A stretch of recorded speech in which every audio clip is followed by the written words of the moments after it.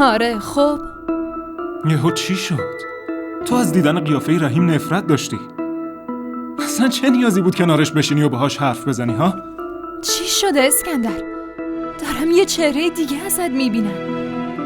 قبلا تا حالا اینجوری با هم حرف نزده بودی. کجا میرم کی رو میبینم؟ امروز چت شده؟ جانان من میخوام جلوی چیزیو که به همون آسیب میزنه رو بگیرم. یه لحظه صبر کن اسکندر. تو اصلا از کجا فهمیدی که من رحیمو دیدم و باهاش حرف زدم؟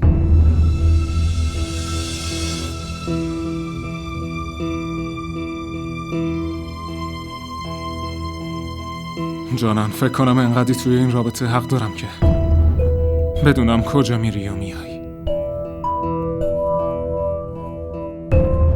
پس داری جاسوسیمو میکنی؟ کی رو میبینم؟ چی کار میکنم؟ کجا میرم؟ اصلا کی منو زیر نظر گرفته؟